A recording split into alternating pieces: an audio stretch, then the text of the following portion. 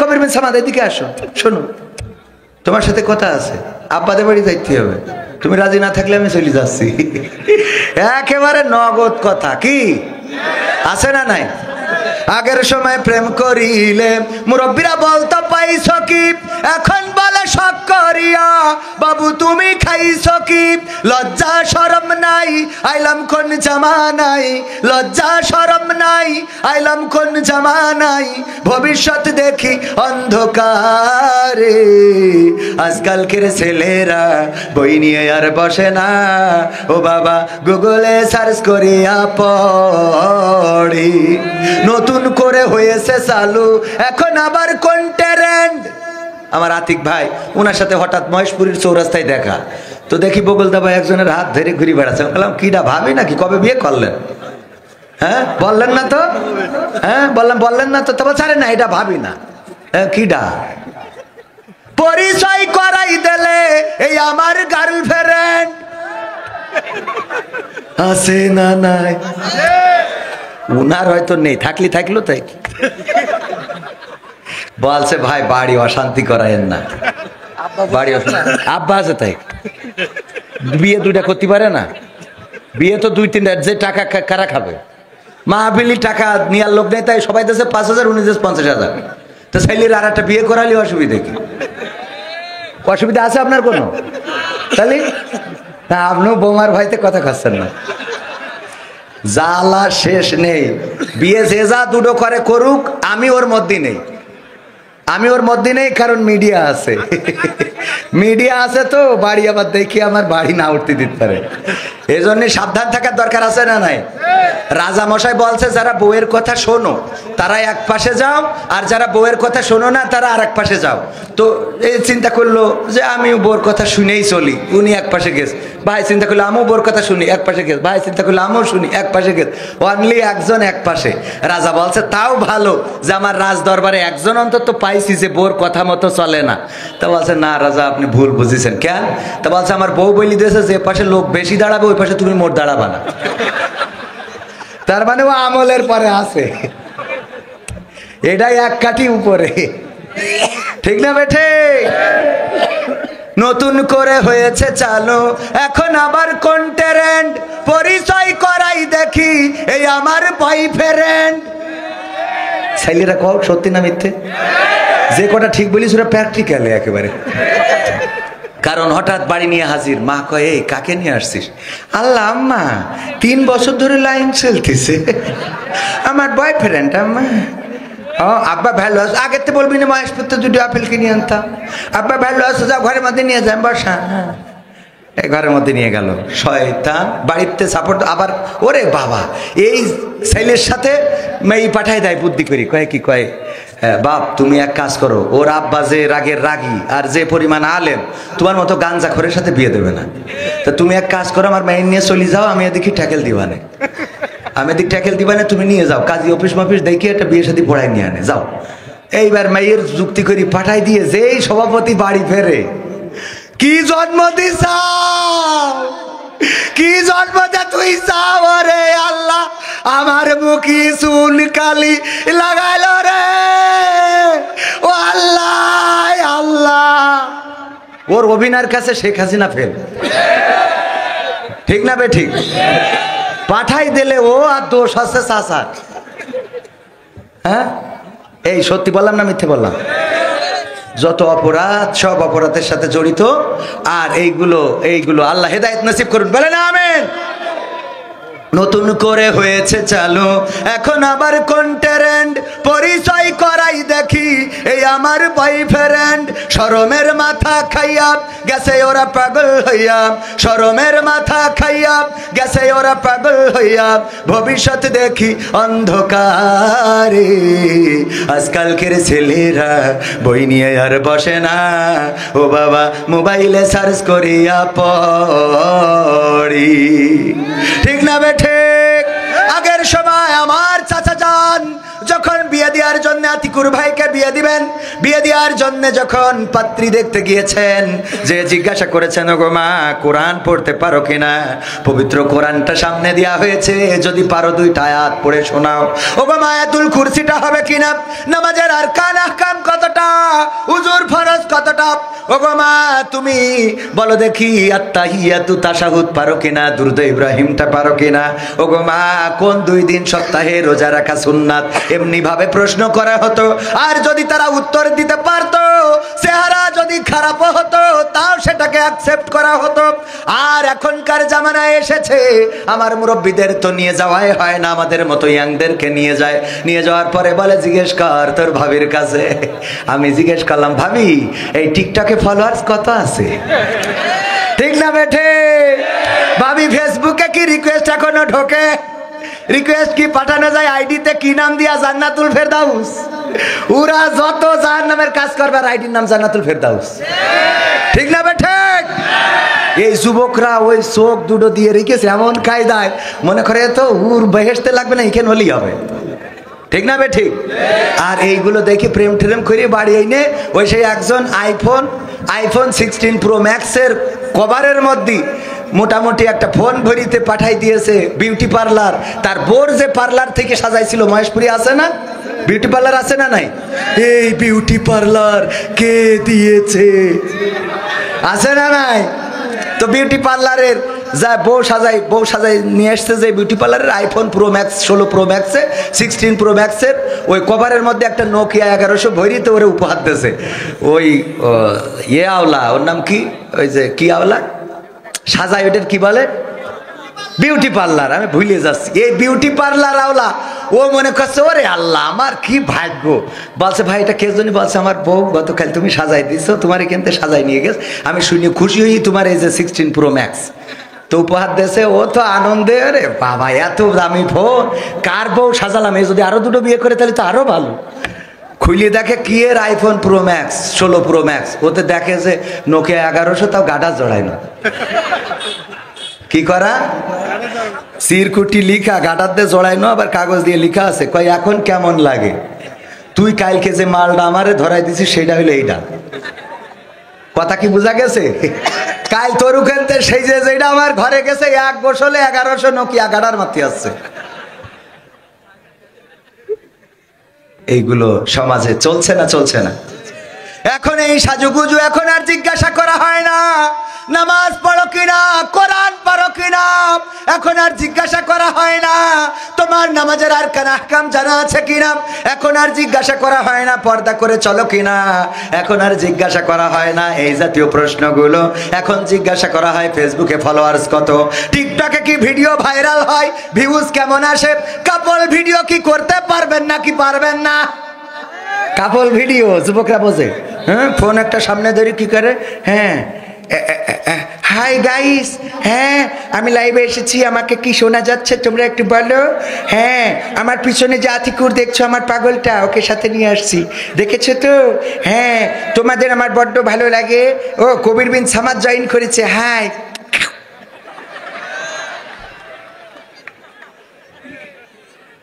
কার ভোগ কাজ চুমো দেয়, সহ্য না করে পারা যায়?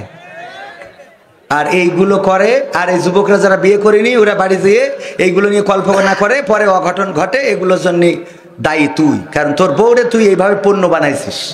ঠিক না বে ঠিক? এগুলো বানানো যাবে? এর থেকে তুমি মহেশপুরে আসো, একটা থালা নিয়ে বসো, ভিক্ষা করে খাও, তারপরে অন্তত নিজের বউ নিয়ে এই পতিতালয়ের মতো ব্যবসা করো না। এটাও একটা পতিতালয়ের ব্যবসা। যারা পতিতালয়ে যশোরে নারী দিয়ে রেখেছে ওরা তো ব্যবসা করে, ওদের স্বামীও হয়তো নাই, আর তুমি তোমার স্ত্রীর ভিডিও নিয়ে এসে হায়, শয়তান কোথাকার। আল্লাহ হেদায়েত নসিব করুন, বলেন আমিন। আর মা বোনেরাও আল্লাহ বললেন ওয়াকরনা ফি বুয়ুতিকুন্না ওয়ালা তাবাররাজনা তাবাররুজাল জাহিলিয়াতিল উলা, ওগো নারীরা পর্দার মধ্যে থাকো, জাহিলি যুগের মেয়েদের মতো সেজে গুজে নিজেদেরকে বেপর্দা করে প্রদর্শন করে বেড়ায়ও না। ওরা বলল আল্লাহ পর্দাও করবো সাজুগুজু করবো। ঠিক না বে ঠিক? সাজে সেই যে তারপর পর্দা করে।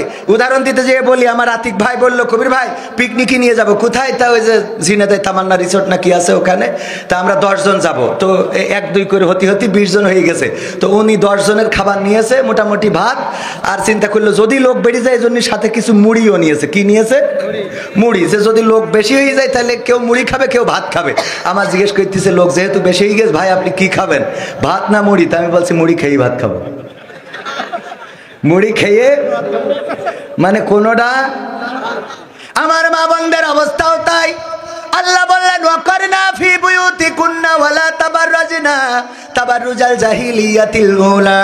ওগো নারীরা পর্দার মধ্যে থাকো, জাহেলি যুগের মেয়েদের মতো সেজে গুজে নিজেদেরকে প্রদর্শন করে বেড়ায়ও না। আর আমার মা বোনেরা সিদ্ধান্ত নিয়েছি আল্লাহ সাজুগুজু করব, তারপরে বুরকাও পরব।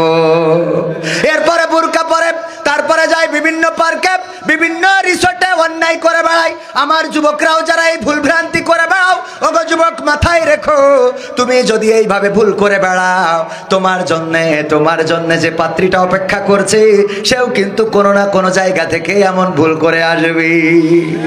বিয়ে করার সময় বলো হুজুর একটা তাহাজ্জুদ গুজারি মেয়ে খুঁজে দেন, একটা আল্লাহওয়ালা খুঁজে দেন, একটা রোজাদার পরহেজগার হাফেজা খুঁজে দেন। আমাদের খুঁজে দিতে তো কোনো আপত্তি নাই, কিন্তু তুমি যদি লাইলাতুল ফেব্রুয়ারিতে ইবাদতকারী হও তাইলে তোমার স্ত্রীও লাইলাতুল ফেব্রুয়ারিতে তাহাজ্জুদ পড়ে আসবে। মনে থাকবে? এই জন্য এখন গিয়ার দিতে গেলে সাবধান। মোটরসাইকেলের পিছনে যখন আমি বুঝতে পারিছি এত টেনশন করার কিছু নেই। এত টেনশন কেন আপনাদের?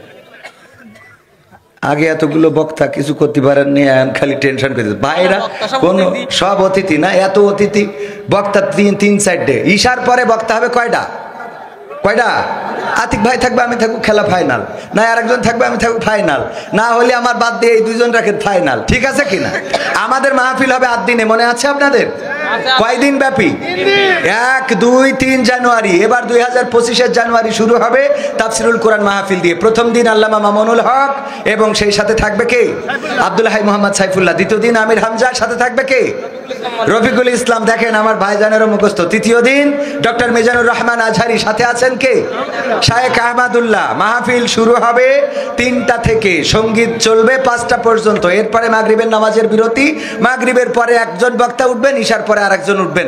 10টার মধ্যে মাহফিল ক্লোজ। বাড়ি এই সাথে লেপের মধ্যে কথা কয় না। এরা মাহফিল হওয়ার দরকার আছে না নাই? আমি কি কথা সামনে যাব একটু? পবিত্র কোরআনের সূরা সাফ থেকে তেলাওয়াত করেছি 2 এবং 3 নম্বর আয়াত। আল্লাহ যদি তৌফিক দেন এই আয়াতের পরে একটু আলোচনা করতে চাই। শুনতে রাজি আছেন ইনশাআল্লাহ? শুনতে রাজি আছেন? আমাদের মাহফিলগুলোতে যুবকের সংখ্যা বেশি, বৃদ্ধরাও আসেন। সেই বৃদ্ধ যাদের মধ্যে কবি নজরুল ইসলাম যৌবনের গান লিখেছিলেন যে তারা বৃদ্ধ নয়, যারা বৃদ্ধ বয়সেও যৌন উন্মাদনায় সমাজকে বিনির্মাণের জন্য লড়াই করতে পারে, সংগ্রাম করতে পারে, যারা যৌন স্পৃহা নিয়ে কাজ করতে পারে, যারা পুনরুদ্যমে এই সমাজ গড়ার জন্য কাজ করতে পারে, তারা যদি বৃদ্ধ হয় তারাও যুবক। বলেন সুবহানাল্লাহ। সুতরাং আমাদের মাহফিলগুলোতে তারা আসে যারা যুবক এবং যাদের মধ্যে মোটামুটি এখনো উন্মাদনা আছে এই সমাজ গড়ার, দেশ গড়ার, রাষ্ট্র গড়ার, তারাই আসে। বলেন ঠিক কিনা? আমার সমাজের যুবকেরা জেগেছিল বলেই একটি স্বাধীন সার্বভৌম বাংলাদেশ পেয়েছি। 1952-তে আমার যুবকেরা রক্ত দিয়েছিল বলেই আমরা মায়ের ভাষা পেয়েছি। 1971-এ আমার যুবকেরা শহীদ হয়েছিল বলেই একটি মানচিত্র পেয়েছি। 2024-এ এসে আমার ছাত্ররা রক্ত দিয়ে প্রমাণ করেছে রক্ত দিতে জানি, হাত হারাতে জানি, পা হারাতে জানি, চোখ হারাতে জানি, কিন্তু বাংলাদেশে কোন স্বৈরাচারের শাসন মেনে নিতে জানি না। আর যার জন্য স্বৈরাচার পালিয়েছে না পালাই নাই, থাকতে চেয়েছিল কত সাল পর্যন্ত? ক্ষমতায় কেউ স্থায়ী হয় না, হোক না সে হাসিনা কি বারে না, সে আরটা চিরকাল থাকে না। ক্ষমতায় কেউ স্থায়ী হয় না, মুজিবুর বেশি দিন থাকেনি, জিয়াউর কেউ তো রাখেনি। মুজিবুর বেশি দিন থাকেনি, জিয়াউর কেউ তো রাখেনি। এরশাদ চলে গেছে পৃথিবী ছেড়ে, এরশাদ চলে গেছে পৃথিবী ছেড়ে, কেউ আজ তার কথা কয় না।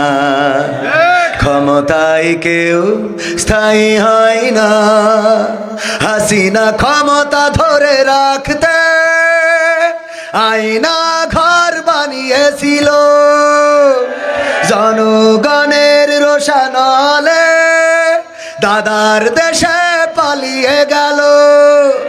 হাসিনা ক্ষমতা ধরে রাখতে আয়না ঘর বানিয়েছিল, জনগণের রোশানলে দাদার দেশে পালিয়ে গেল ডিবি হারুনের পাশে আর, ডিবি হারুনের পাশে আর পরিমণিদের দেখা যায় না।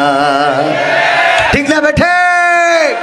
ক্ষমতায় কেউ স্থায়ী হয় না, হোক না সে হাসিনা কি বারে না, সে আরটা চিরকাল থাকে না।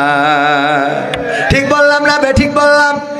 এই চেয়ার যারা পেয়েছে, চেয়ারে অদৃশ্য একটা শক্তি আছে, আঠা আছে। এই চেয়ার যখন যে পায়, একবার যদি কেউ চেয়ারম্যানিতে দাঁড়ায়, বলে বারবার নয়, খালি একবার তোমাদের জনপ্রতিনিধি হতে চায়, তোমরা একবার আমাকে ভোট দিয়ে নির্বাচিত করো। যখন একবার নির্বাচিত করে, এরপরে ফেল করলো আরো 3 বার দাঁড়ায় না, দাঁড়ায় না। কারণ এই চেয়ারে এমন আঠা, অদৃশ্য একটা শক্তি আছে। এই চেয়ার পাইলে আর ক্ষমতা কেউ ছাড়তে চায় না। কিন্তু ইসলামী আন্দোলন যারা করে, কোরআনের পক্ষে যারা কথা বলে, তারা চেয়ারের জন্য লড়ে না, তারা পাওয়ারের জন্য লড়ে না, তাদের চেয়ার আকৃষ্ট করে না, বরং তারা এই চেয়ারটাতে আল্লাহর কোরআনটারে বসিয়ে দিতে চায়। বলেন ঠিক কিনা? যারা বলে 5 তারিখে স্বাধীনতা এসেছে, আমি বলি না, স্বাধীনতা আসে নাই। 5 তারিখে স্বাধীনতা আসে নাই, বরং 5 তারিখে স্বাধীনতা কিভাবে আনতে হয় সেই রাস্তাটা পরিষ্কার করে দিয়ে গিয়েছে, এবং 5 তারিখে আসলে স্বাধীনতার পথটা উন্মোচিত হয়েছে। বলেন ঠিক কিনা? ওই স্বাধীনতা সেই দিন আসবে যেই দিন এই বাংলার জমিনে, আল্লাহর জমিনে আল্লাহর দিন কায়েম হয়ে যাবে, যেদিন কোরআন দিয়ে সব বিচার ফায়সালা হবে, যেদিন কোরআনের রাজ কায়েম হবে, কোরআনের আইন হবে রাষ্ট্রের আইন। নামাজ না পড়লে যা শাস্তি, শরিয়া যেটা বিধান করবে সেটা হবে। জেনা করলে কি শাস্তি, শরিয়া যেটা বিধান করবে সেটা হবে। যদি হত্যা করে কি শাস্তি, শরিয়া যেটা বিধান করবে সেটা হবে। কোরআনে সব বিধান আছে না নাই? যদি কোরআনে সব ক্লিয়ার না থাকে, তার জন্য আছে কি? হাদিস। তার জন্য আছে কি? হাদিস। আল্লাহ রাসূল প্র্যাকটিক্যালে করে দেখিয়েছেন কেমন হওয়া দরকার, ইসলামী শাসন ব্যবস্থা কেমন হবে, কেমন রাষ্ট্র গঠন করতে হবে, আর সেই রাষ্ট্রে মানুষ কেমন সুখে থাকবে। আল্লাহর নবী এমন একটা সমাজ গঠন করলেন, যাকাত নিয়ে ঘুরে বেড়ায়, যাকাত নেওয়ার মতো লোক পাওয়া যায় না, যাকাত খাওয়ার মতো লোক পাওয়া যায় না, ঘুরে ঘুরে ঘুরে ঘুরে ক্লান্ত হয়ে যায়। গায়ের জামাগুলো ময়লা, এমন ময়লা মনে হয় গরিব মানুষ কাটা কাচার মতো পয়সা নাই। হঠাৎ আর একজনের সাথে দেখা, সেও দেখা গেল ময়লা, এত ময়লা, শরীরে ময়লা, কাদামাটি, জামাটাও ভালো না। এরপরে বলল, দেখো বুঝতে পেরেছি তুমি কষ্টে আছো, অভাবে আছো, এই যে নাও আমার যাকাতের টাকা দেওয়ার মতো মানুষ খুঁজে পায় না, তোমাকে দিলাম। ওই লোকটা নিজের পুটলাটা বের করে বলে, আমিও দেখো আমার যাকাতের টাকা নিয়ে ঘুরে বেড়াই, এখনো পর্যন্ত পাই নাই। আল্লাহু আকবার। এখনো পর্যন্ত লোক পাই নাই, আমি নিজের টাকা নিয়ে ঘুরে বেড়াই। এমন সমাজ গঠন করেছিলেন। সেই সমাজ আমরা চাই না, চাই না? ওই সমাজ যদি গঠন হয়ে যেত, তাইলে এই মাহফিল রাষ্ট্রীয়ভাবে আয়োজন হতো। কিভাবে হতো? রাষ্ট্রীয়ভাবে আয়োজন হইলে আমাদের কি টাকা খরচ করা লাগতো? যেহেতু রাষ্ট্রীয়ভাবে হয় না, সুতরাং টাকা খরচ করার দরকার আছে না নাই? এই মাহফিলের জন্য যে টাকার খরচ দিতে রাজি কারা কারা, একটু হাত উঁচু করেন তো দেখি, হাত উঁচু করেন তো, মন খুলে দেখি দেখি দেখি দেখি। এই ডানি ভাই একটু তাকান, যা আছে ছিড়া ছুটা।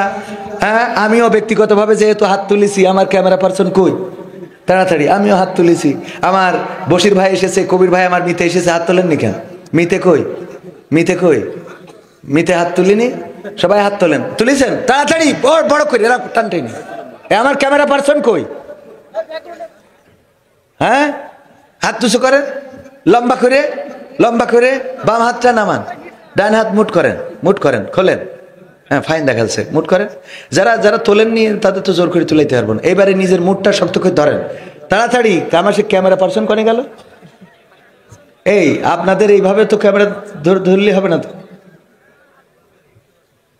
হাতের মুঠার মধ্যে ম্যাজিক দেখাতে হবে না? হ্যাঁ, এই যে দেখেন, এইটা কয় টাকার নোট? কয় টাকা? আমি একটা ম্যাজিক দেখাচ্ছি আপনাদের। এই 500 টাকার নোট হাতের মধ্যে ঢুকালাম, ম্যাজিক।